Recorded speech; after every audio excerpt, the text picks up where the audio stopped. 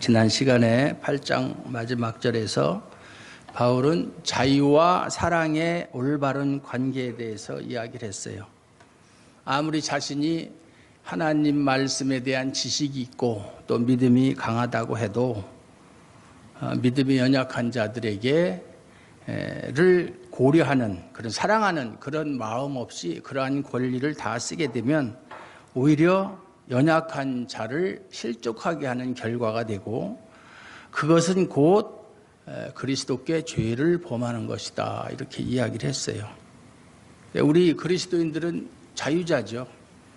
율법으로부터 자유하고 죄로부터 자유하고 다 자유한 자지만 그 자유를 정말 사랑을 가지고 사용하지 않으면 이웃이나 교회의 유익을 위해서 사용하지 않으면 오히려 그 자유는 없는 것만 못하다 그런 이야기예요.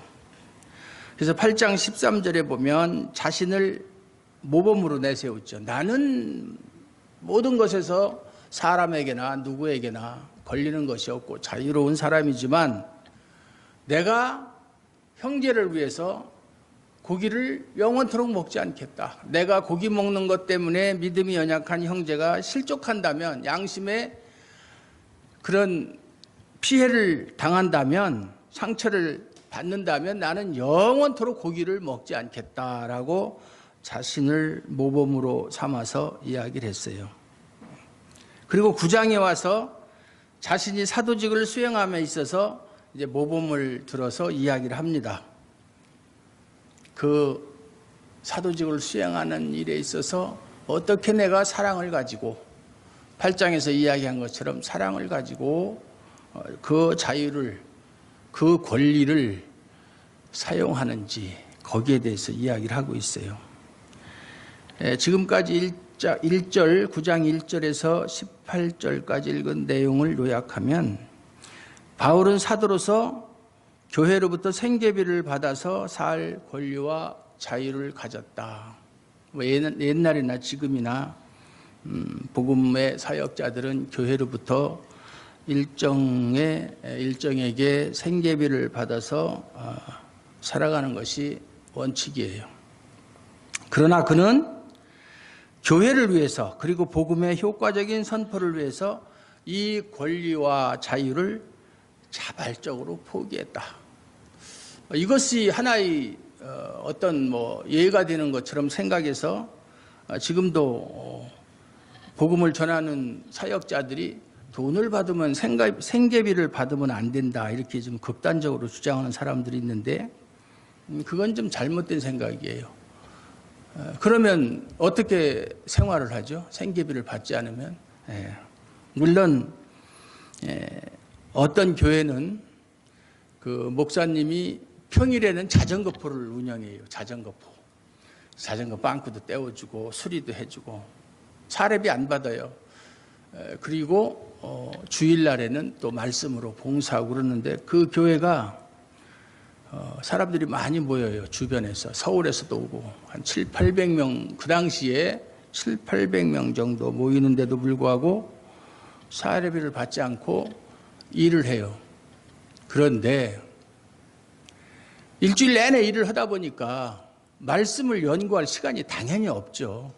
없어서 말씀을 들어보면 그저 일반적인 이야기밖에는 하질 못하는데 사람들이 왜 그러면 그 교회에 많이 오느냐 하면 우리 한국 교회가 다 그런 건 아니지만 사실 우리 한국 교회의 목사님들의 형편을 보면 전체의 90% 이상은 가난해요. 그저 부유하게 넉넉하게 사례비를 받아서 생활하는 분은 5% 미만이에요. 그런데 그러한 사람들이 너무 호화스럽게 분에 넘치게 생활을 하다 보니까 큰 교회에 다니는 사람들이 거기에 이제 어떤 실망을 느끼고 사례비를 받지 않고 일을 하면서 소위 말해서 자비량하면서 목회를 한다. 그래서 그 사실이 너무나 다른 교회 목사님들과 다르니까 그것 때문에 모이는 것이지 다른 이유는 없어요. 근데 그것도 바람직하지는 않다. 목사의 첫째 사명은 말씀을 연구하고 교회를 위해서 기도하는 것이 사명이에요. 바울의 이 권리의 포기를, 그런데 바울이 이렇게 하니까 고린도 교회에 침투한, 이제 바울이 고린도 교회를 설립을 하고 개척을 하고 1년 6개월 동안 그들을 가르치다가 에베소로 갔다고 그랬죠. 그러고 나니까 다른 이제 사도들이, 거짓 사도들이에요. 알고 보면 거짓 사도들이 와가지고 그들을 부추깁니다. 너희를 가르친 바울은 왜 생계비를 안 받았는 줄 아느냐? 그는 사도가 아니기 때문에 다른 사도들처럼 생계비를 받지 않은 것뿐이다. 이렇게 이제 부추깁니다. 그래서 바울이 정말 사도인가 아니면 가짜 사도인가 여기에 대한 오해가 있었어요. 그래서 진정한 사도가 아니기 때문에 그의 생계를 정당하게 교회에 요구하지 못한다. 그래서 자신이 우리가 잘 아는 대로 천막 만드는 일을 하면서 거기서 나오는 돈으로 그렇게 복음 사역을 했다. 이렇게 이야기를 하는 사람들이 많이 있었어요. 그런 소식을 들은 바울이 자신은 너희들이 생각하는 것처럼 그런 사도가 아니고 진정한 사도다. 그것을 강력하게 주장을 합니다. 1절에서부터 내가 자유자가 아니냐, 사도가 아니냐, 예수 우리 주를 보지 못하였느냐, 주 안에서 행한 나의 일이 너희가 아니냐, 이렇게 강하게 자신의 사도성의 사도성을 주장해요. 바울 서신을 보면 맨 처음에 나오는 것이 꼭 자신이 사도라는 것을 상당히 많이 강조하는데, 고린도 교회뿐 아니라 어느 교회든지 바울에 대한 사도, 원래 사도라고 하는 것에는 우리가 일반적으로 아는 12사도, 베드로를 비롯한 12사도, 그것만 사도인 줄 아는데 그렇지 않아요. 그 외에도 사도들이 많이 있었어요. 다만 12이라고 하는 그 사도들은 상징적인 인물이에요. 그 사람들을 우리가 이제 교회 창설 직원이다 이렇게 분류를 하는데, 한 번만 있고 그 이후에는 존재할 수 없는 직분이 사도예요. 지금 이 시대에 사도 없잖아요. 물론 신사도 운동을 하는 사람들은 사도가 있다라고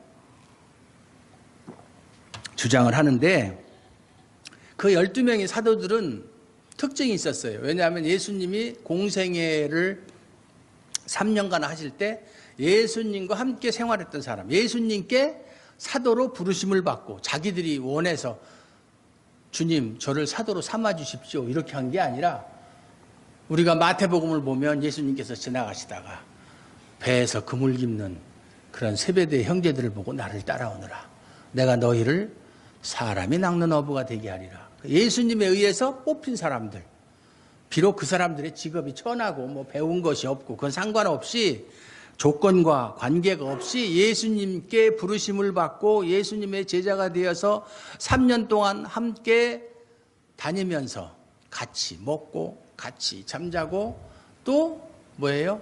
예수님이 하시는 말씀을 듣고, 또 예수님이 행하는 여러 가지 이적들을 눈으로 직접 보고, 또 예수님이 십자가에서 죽으신 것도 보고, 또 부활하신 것도 보고.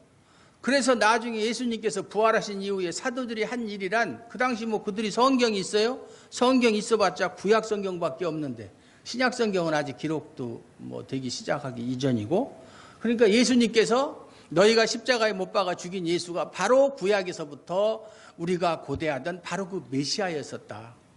그런데 너희가 알지 못해서 그를 십자가에 죽였는데, 그가 하나님께서 성경에 이르신 것과 같이 사망 권세를 다 물리치고 3일 만에 부활하셨다. 우리는 그 부활하신 예수님을 본 증인들이다. 부활의 증인. 옛날에 우리나라에 박관준 장로님이라고 계셨어요. 초창기에. 그분은 명함을 새겨가지고 다니시는데, 명함에 뭐라고 썼느냐면 예수 부활의 증인 장로 박관준, 이렇게. 나는 예수 부활의 증인이다. 근데 사도들은 그거밖에 전하지 않았어요. 또 예수님께서 평소에 자기들에게 하셨던 말씀, 그걸 기억하고 그것을 전하고, 그러나 가장 그들이 전하는 핵심적인 내용은 예수님께서 다시 부활하셨다, 그거예요. 자신이 진정한 사도임을 강력히 주장합니다. 1절, 2절에. 그리고 3절에서부터 15절까지는 자신도 사도로서, 사도는 12사도 위에 바나바도 사도예요. 사도들이 많이, 모든 사도라고 그랬어요. 성경에 사도들이 많이 있었어요. 교회로부터 생계비를 받아서 살 권리를 가졌다. 사도는 다, 복음 사역자들은 다 복음으로 말미암아 사는 것과 마찬가지로 교회로부터 생계비를 요구할 권리가 있고, 교인들은 생계비를 지급할 의무가 있다. 지금도 교회에서 목사를 청빙할 때 교인들에게 선서를 받습니다.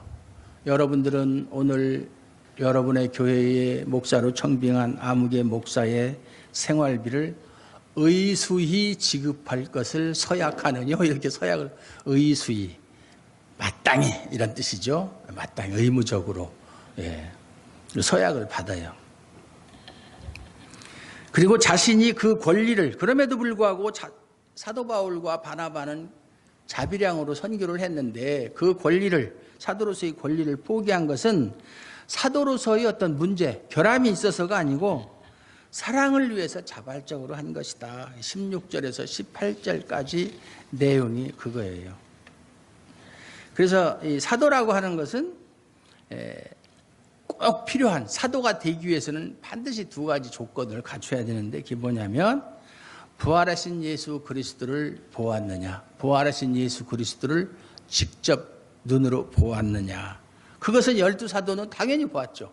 또 그 외의 사도들도 그걸 보지 못했으면 사도가 될 수 없어요.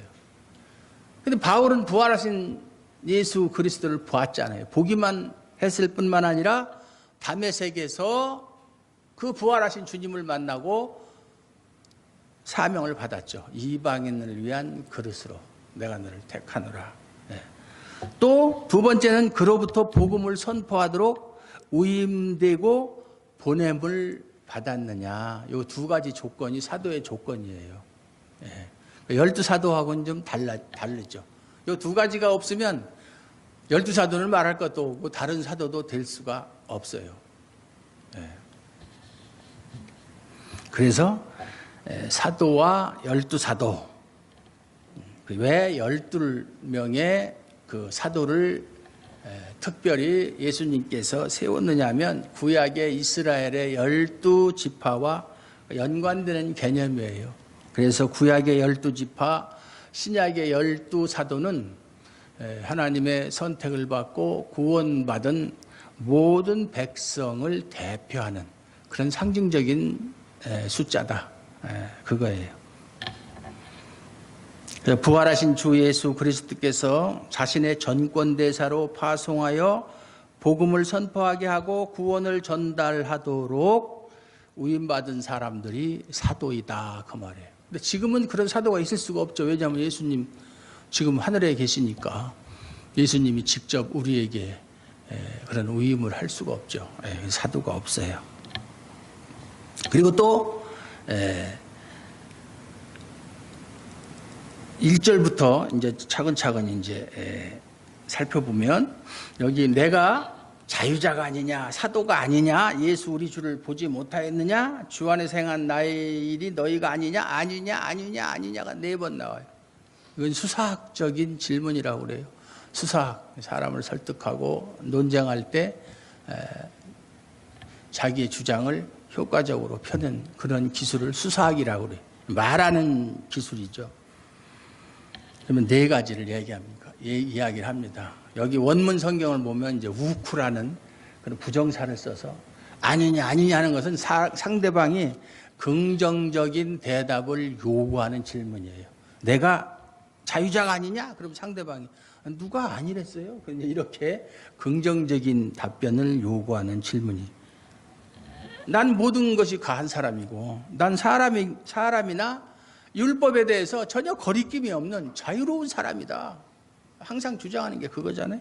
그 사도가 아니냐? 지금까지 얘기한 것처럼 난 사도다. 부활하신 예수님을 내가 보고 그에게 사도직을 위임받았다. 뭐 다른 사람이 그걸 본 사람은 없지만 내가 부활하신 우리 주를, 여기 보면 우리 주를 보지 못하니 주 안에서 행한 나의 일이, 주 안에서, 이 말은 우리가 보통 성경을 읽을 때 주 안에서 이렇게 주의 권세로 말미암아 이런 뜻이에요. 주의 권세로 말미암아 행한 일이 뭐예요? 고린도 교회를 개척하고 그들을 복음으로 양육한 일이죠. 그것이 너희가 아니냐? 너희가 증인이 아니냐? 너희가 누구한테 배웠느냐? 이 교회를 누가 세웠느냐? 누구한테 배웠느냐? 너희들이 배운 것이 과연 잘못 배운 것이냐?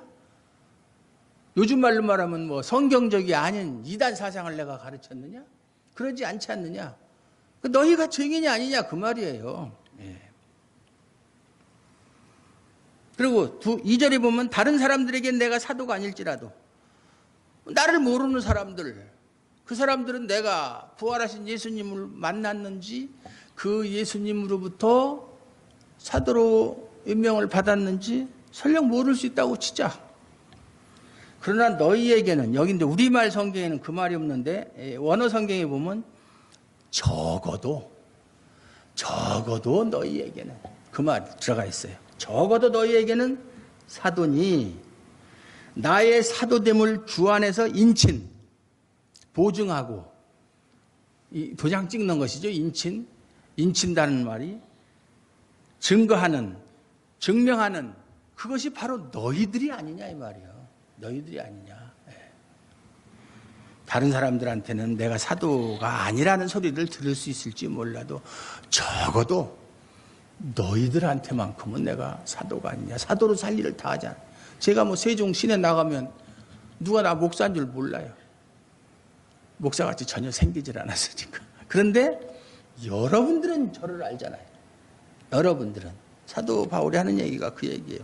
다른 사람은 몰라도 내가 세우고 내가 가르친 고린도 교회 성도들이야말로 내가 사도라는 것은 너희들이 증거하는 거 아니냐. 너희들이 나의 보증서고 증명서가 아니냐. 그 말이에요. 예. 나를 힐문하는 자들에게 발명할 것이, 변명할 것이, 답변할 것이 이것이다. 나를 정죄하는 사람, 사도가 아니라고 정죄하는 사람, 또는 나를 신문하는 사람, 힐문이란 뜻이 그런 뜻이에요. 그런 사람들에게 내가 할 말이 바로 이것이다 이 말이에요. 우리 교회 성도들을 봐라. 고린도 교회를 봐라. 내가 사도라는 증거가 거기에 있다 말이죠. 예. 사실 목사는 자기 교회 성도만 알아주면 되는 거예요. 어디 대외적으로 나가가지고 뭐 자기가 목사라고 뭐 그렇게 굳이 떠들고 다닐 필요가 없어요.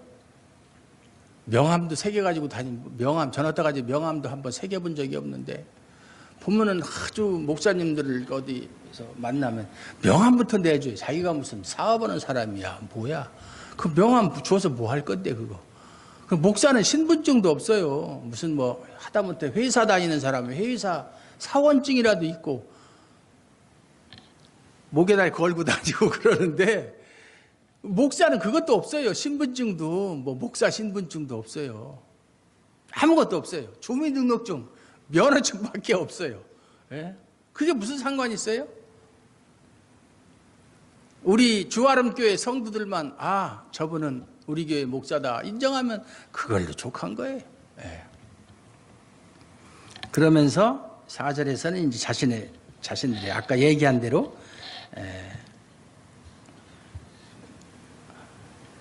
우리가 먹고 마시는 권이 없겠느냐. 먹고 마시는. 이 말은 이제 무슨 이야기냐면, 먹고 마시는 거야. 당연히 먹고 마실 수 있는 자유가 있지. 여기서 원하면 생계비를 교회에 요구할 권리가 없겠느냐. 그 말이에요. 우리는 누구죠? 바울과 바나바를 이야기하는 거예요. 우리가 다른 사도들, 주의 형제들과, 주의 형제란 누구냐면 예수님의 육친의 형제들이에요. 예수님의 육친의 형제들은 4명 있었는데 그들은 예수님께서 복음 사역을 하는 동안에는 예수를 믿지 않았어요. 예수님이 죽으시고 부활하신 이후에 열심히 복음을 전했던, 우리가 잘 아는 야고보서를 기록한 야고보, 유다서를 기록한 유다다. 예수님의 동생들이에요. 그리고 그 이외에 요셉도 있고 시몬도 있고 4명의 동생들이 있습니다. 게바는 베드로죠. 게바와 같이 자매된 아내를 데리고 다닐 권이 없겠느냐. 자매. 왜 자매라고 했을까? 자매는 같은 그리스도를 믿는 그런 사람이란 얘기예요. 우리가 형제 자매 그렇게 이야기. 이 중국 사람들은 꼭 형제 자매 그렇게 꼭 이야기를 해요. 즈메이, 자매, 형제, 숑띠, 즈메이. 이렇게 형제 자매라는 말을 아주 잘 써요. 우리나라에서는 뭐 별로 그렇게 많이 안 쓰잖아요. 형제 자매. 자기 아내를 데리고, 아마 베드로가 자기 아내를 데리고 복음 사역을 했는가 봐요. 아주 부부금실이 좋아서 그랬는지는 모르겠지만, 그렇게 하는 것이 할 수 있는 자유가 우리는 없느냐? 물론 뭐 바울은 이 당시에 혼자 살았기 때문에 뭐 데리고 다닐 사람도 없었지만 그렇게 다닐 수도 있다. 다 할 수 있다. 다른 사람들처럼. 그런데 그런 뜻이죠. 나와 바나바만 일하지 아니할 구원이 없겠느냐. 우리가 일을 하고 안 하는 것도 우리 자유다 이 말이죠. 일하고 안 하고는. 누가 자비량하고 병정을 다니겠느냐? 지금 이제 사람의 예대로 이야기한다고 그랬어요. 사람의 예대로. 일반적인 예를 들어서 이야기한다. 누가 자비량하고 병정을 다니겠느냐? 누가 군대 갈 때 자기가 먹을 거 입을 거 싸가지고 가는 사람이 있느냐? 무기도 자기 돈으로 사고. 그런 사람 없잖아요. 우리나라는 의무제도인데, 병력에 의무가 있는데 의무적으로 하는 것도 나라에서 다 먹을 거 주고 입을 거 주고 월급도 주잖아요. 제가 군대 생활할 때는 제가 일반하사 출신인데 월급 4,000원 받았어요. 지금 뭐 20몇만 원 준다고 그러대. 일반하사도. 참 격세지감을 느껴. 누가 포도를 심고, 농부의 경우를 들어서 이야기합니다. 누가 포도나무를 심었으면 그 포도를 따서 먹기 위해서 심은 거 아니에요? 포도를 심고 그 실과를 먹지 않겠느냐? 누가 양떼를 기르고, 목축을 하는 사람이 양떼를 기르고 그 고기나 젖을 먹으려고 양떼를 키우는 거잖아요. 그러지 않는 사람이 누가 있느냐 그 말이에요. 내가 사람의 예대로 이것을 말한다 이 말이죠.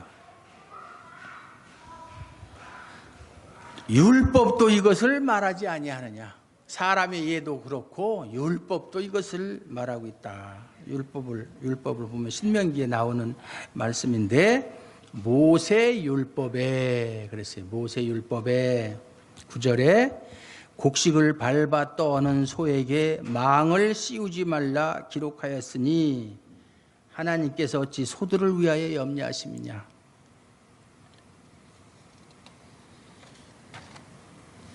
신명기 25장 4절에 보면 있는 말씀이에요.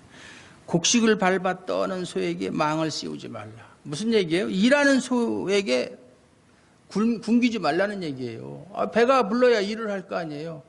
그래서 곡식을 밟아 떠는 것은 이제 우리가 연자맷돌 있잖아요. 그것을 소에게 묶어가지고 빙빙 돌아가면서 이제 그 곡식을 빻을 때 하는 건데, 우리나라 같은 경우는 뭐 연자맷돌을 뭐 소에게 돌리는 경우가 있긴 있겠지만 아주 드문 얘기고, 우리나라는 서로 주로 이제 밭을 갈거나 이렇게 하잖아요. 근데 우리나라에서 밭을 갈 때는 소의 입에 망을 안 씌우면 안 돼요. 씌워야 돼요.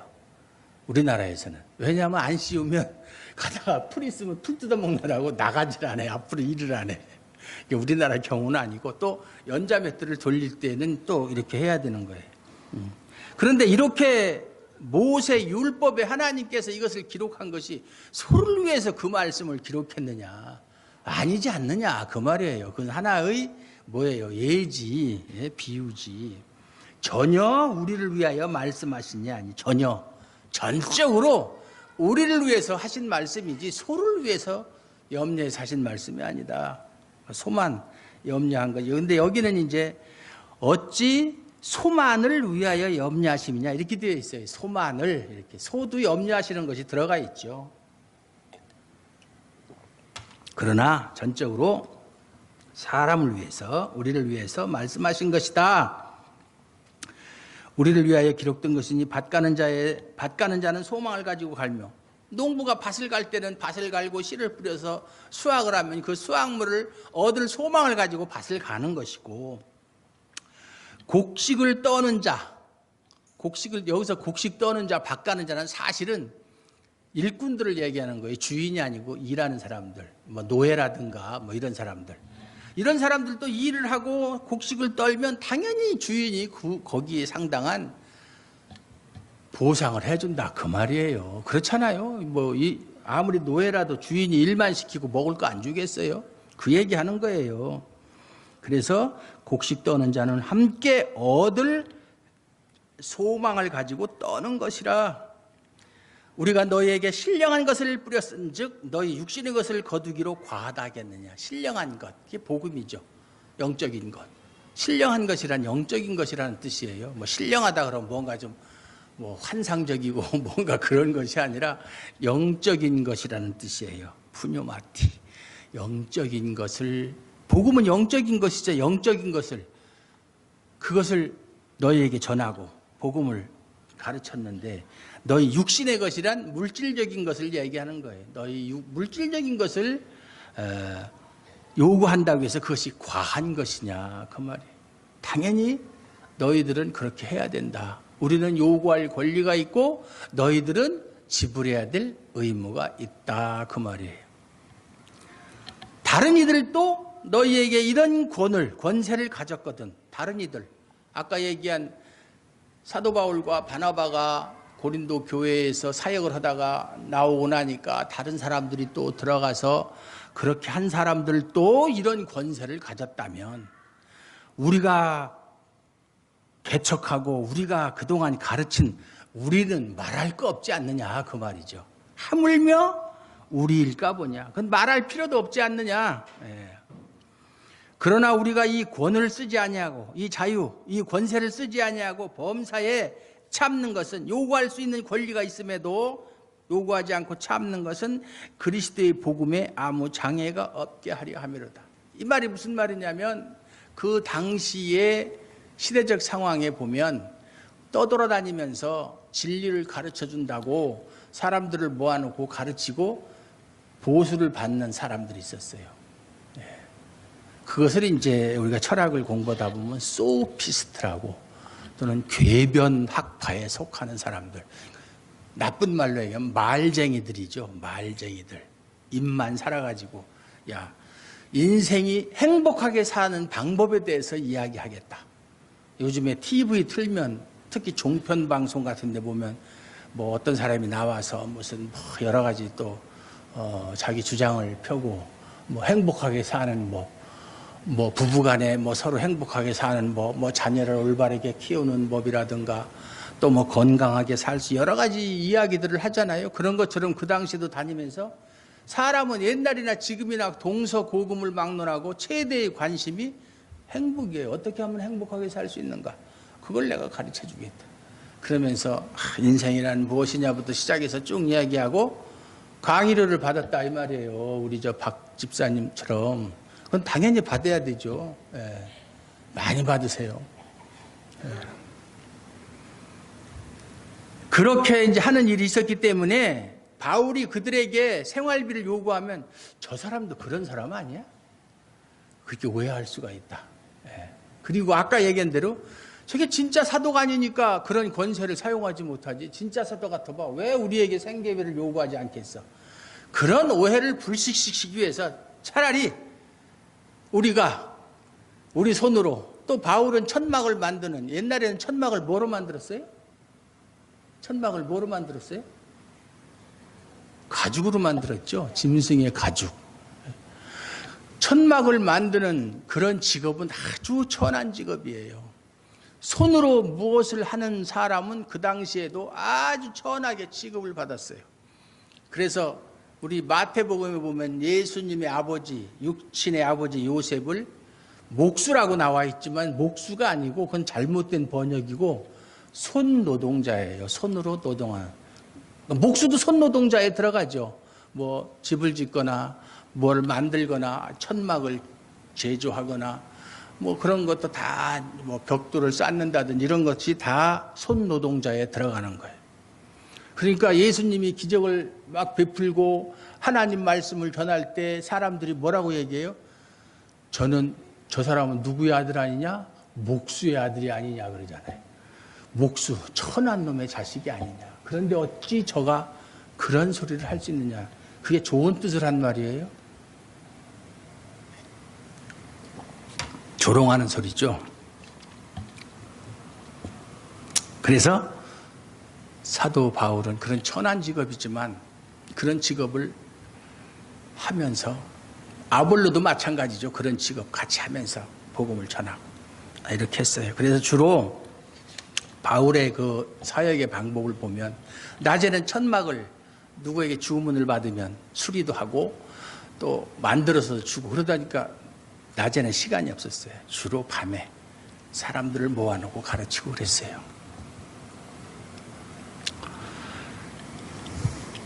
야간 학교의 창시자가 아닐까 그런 13절에 보면 성전의 일을 하는 이들은 성전에서 나는 것, 이건 레위기에 있는 구약의 말씀이에요. 성전의 일을 하는 이들은 성전에서 나는 것을 먹으며, 그 사람들도 직업이 없어요. 레위인들은 기업이 없어요. 그러니까 사람들이 뭐 성전세를 바치거나 뭐 이렇게 11조를 바치거나 그 당시에 그렇게 하면 그것으로서 생계비를 삼았다. 제단을 모시는 이들 다 마찬가지죠. 제단과 함께 나누는 것을 너희가 알지 못해. 제사장들은 백성들이 제물을 가지고 와서 하나님께 드릴 때 물론 제사의 방식에 따라서 전체를 다 불살라 버리는 것도 있지만 또 일부만 하나님께 드리고 나머지는 제사장 몫으로 돌리는, 성경에 보면 자세하게 나와야지. 레위기에 보면 그걸 가지고 먹는 거예요. 이와 같이 율법에도 있는 것처럼 그 말이죠. 주께서도 복음 전하는 자들이 복음으로 말미암아 살리라 명하셨느니라. 복음 전하는 사람들은 복음으로 말미암아 살라. 예수님께서 제자들을 파송할 때 두 버릇도 가지지 말라, 전대도 가지지 말라, 지팡이만 가지라, 돈도 갖죠. 너희가 어느 마을에 가서 복음을 전하고 거기서 너희의 생계를 해결하라 그 말이에요. 미리 너희가 뭐 돈을 가지고 전도 여행 갈 때 옷을 미리 준비하고 이렇게 하지 말아라 그랬어요. 그러니까 예수님도 3년간 공생이 할 때 보면 예수님을 따라다니는 사람들이 있었어요. 주로 여자들이 많이 따라다니는데, 중산층의 사람들이. 근데 그 사람들은 다 돈이 있는 사람들이었어요. 가난한 사람들이 아니고. 물론 그 당시에도 예수의 말씀을 듣고 예수를 믿은 사람들이, 부자들이 있었어요. 우리가 잘 아는 니고데모라든가 또는 아리마대 요셉이라든가 아니면 헤롯의 궁전에 있는 뭐 그런 관리라든가 이런 사람들도 있었지만 그 사람들은 예수님을 따라다닐 수가 없어요. 왜냐하면 직업이 직업이니만치 소위 말해서 이동성이 없던 사람들이다. 그리고 또 노예들, 천한 사람들도 주인에게 얽매여 있기 때문에 주인을 떠나서 예수님을 따라다닐 수가 없었어요. 예수님을 따라다닐 수 있는 사람은 중산층 사람들, 돈도 있고 자유도 있는 사람들. 그래서 예수님을 따라다니면서 예수님이 의식주 문제, 예수님과 제자들의 의식주 문제를 도왔던 그 여자들 있잖아요. 이 사람들은 다 돈도 있고 시간도 있었던 사람들이에요. 예. 근데 나는 왜 그런 사람들이 없지? 따라다니는 건 고사고 교회나 나왔으면 좋겠어. 그러나 15절, 내가 이것을 하나도 쓰지 아니하였다. 그런 권세를 난 쓰지 않았다. 얼마든지 그런 자유가 있고 권리가 있음에도 불구하고 복음을 합당하게 전하는데 방해가 되지 않도록 하나도 쓰지 아니하였다 그 말이에요. 내가 이 말을 쓰는 것은 내게 이같이 하여 달라는 것이 아니라, 내가 이 말을 쓴다고 해서 너희들에게 생계비를 달라 이런 말이 아니다. 내가 차라리 죽을지언정, 내가 굶어 죽을지언정 너희들한테 이거 달라고 그렇게 하는 소리가 아니다. 점점점점. 누구든지 내 자랑하는 것을 헛된 대로 돌리지 못하게, 헛된 대로 오해하지 않도록, 오해하지 않도록 내가 이렇게 모든 것을 자비량으로 한다. 이런 권세를 쓰지 않고. 그러면서 내가 복음을 전할지라도 자랑할 것이 없으면 내가 부득불 할 일임이라 만일 복음을 전하지 아니하면 내게 화가 있을 것이미로다. 여기 보면 내가 부득불 이렇게 되어 있는데 부득불 요 말이 뭐 부득불이라는 것은 반드시 해야 되는 뭐 이런 뜻이죠. 근데 원어 성경에 보면 참 재미있는 표현이 있어요. 딱 신약 성경에 하나밖에 없는 한 번밖에 쓰여지지 않은 단어.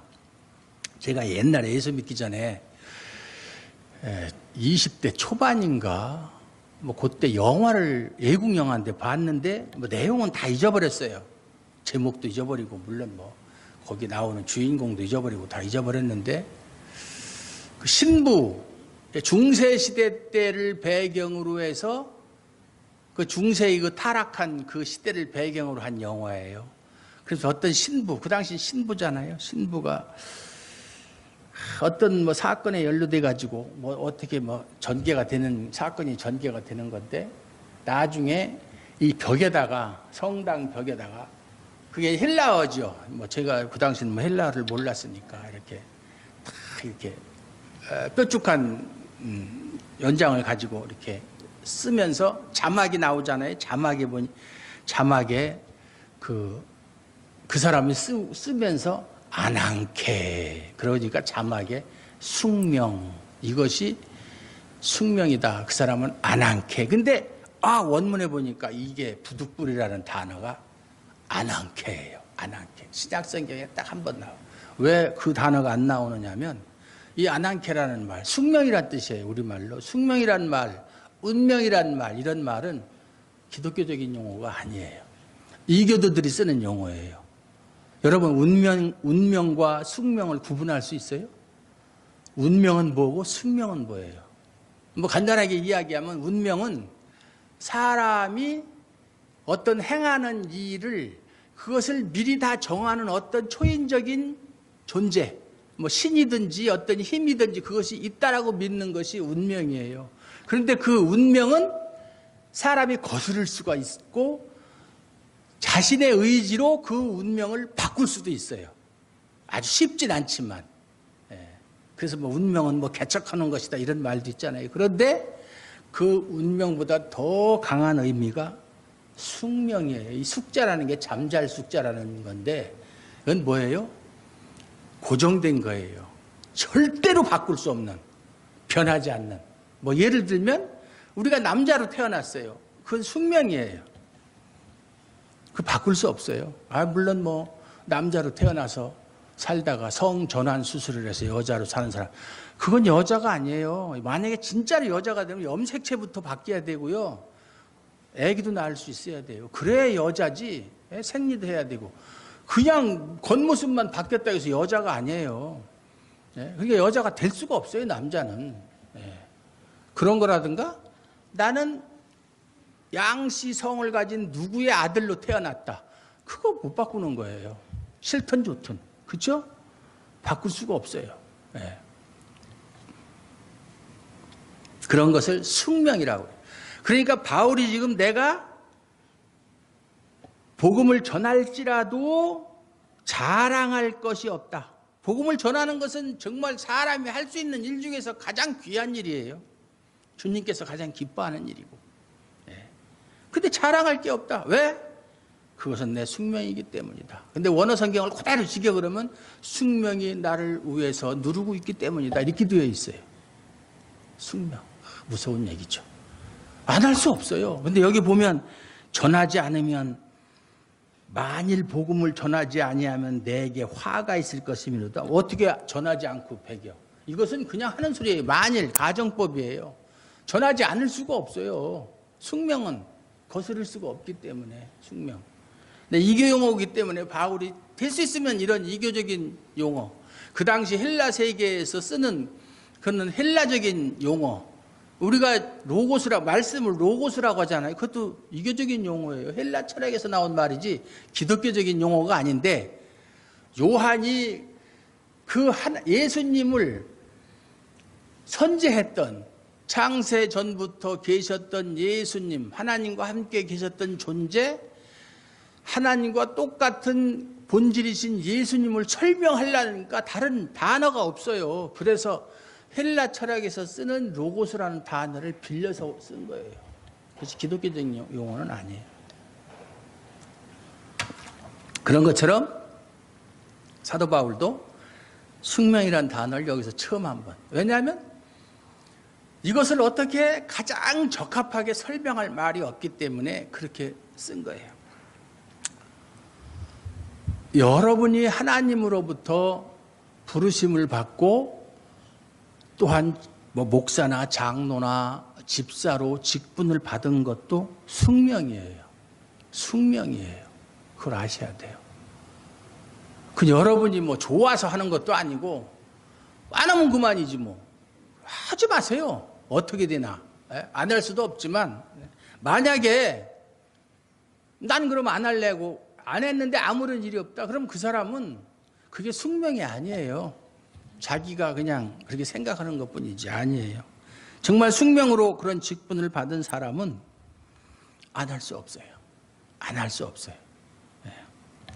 내가 내 임의로 이것을 행하면 자발적으로 내 의지적으로 복음을 전한다면 당연히 상을 얻는다. 이건 뭐냐면 보상을 받는다. 왜냐? 예수님한테 예수님 제가 예수님 대신에 복음을 증거할 테니까 우리 계약합시다. 내가 얼마만큼 하면 얼마만큼 저한테 상을 이렇게 계약할 수가 있어요. 내가 의지적으로 자발적으로 한다면 임의로 아니한다 할지라도 나는 직분을 맡았노라. 직분이란 얘기가 나오죠. 직분을 맡았노라. 이 직분이란 말이 헬라어로 오이코노미아라는 뜻인데 원래는 청지기 또 노예라는 뜻이에요. 이 직분이라는 게 좋은 말이 아니고 섬기는, 남을 섬기는 이 직분이라는 목사든 뭐든 다 그 직분이라는 것은 섬기는 직분이지 결코 다스리거나 군림하는 뜻은 전혀 없어요. 직분을 맡았다. 노예다라는 얘기예요. 노예. 나는 주님의 노예다. 주님의 종이다. 종이 주인이 시키는데 안 해? 당연히 해야죠. 그게 직분이란 뜻이에요. 여러분 집사 직분을 맡은 사람들은 집사 직분이라고 하는 것이 얼마나 귀한 것이고 얼마나 엄중한 것인지 또 주님과의 관계에 있어서 그 직분이라는 거 어떤 성격을 가지고 있는지 잘 알아야 돼요. 아무것도 아닌 것처럼 나는 내가 집사야 잡사지 그런 식으로 하면 안 되는 거예요. 농담이라도 그런 소리 하지 마세요. 그런즉 내 상이 무엇이냐? 상.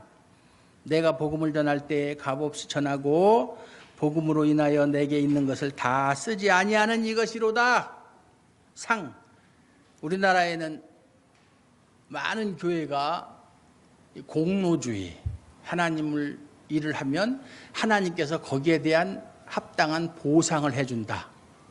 또는 구원은 은혜로 받지만 열심히 헌금 잘하고 전도 많이 하고 교회 봉사 많이 하면 하늘나라에 가서 상급을 받는다라는 상급주의. 잘못된 거예요.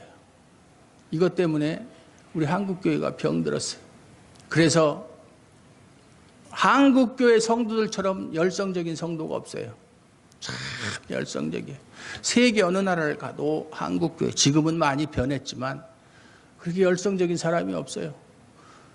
선교사도 많이 파송하고 교회도 얼마나 이 세종만 보더라도 인터넷에 들어가 보면 금방 내 이름도 모르는 교회들이 6월 달에도 설립하는 교회가 있고 1월 달에도 설립하고 계속 교회를 그냥 설립하는 거예요. 교회가 한국에만 있는 특별한 그런 경우에 그럼에도 불구하고 내실이 없어요. 내실이 없어요. 내실이 없다. 왜냐하면 잘못된 신학 때문에 그래요. 보상주의, 공로주의, 상급주의. 이 바울이 말하는 게 내가 이렇게 교회를 개척하고 그렇게 많은 고난을 당하면서 복음을 전하면 하늘나라에 올라가서 베드로나 다른 어떤 사람보다도 하나님께 더 인정받고 뭐 아주 VIP 대접을 받을 것이다. 그런 얘기가 아니에요. 그런 건 없어요. 구원이라는 말의 뜻에는 온전함이라는 의미가 들어있어요. 온전함. 온전함에는 거기다 뭐 보탤 것도 없고 뺄 것도 없어요. 그것은 차별이 없어요. 구원을 받았으면 다 똑같은 거예요. 온전한 것에 무슨 차등이 있어요.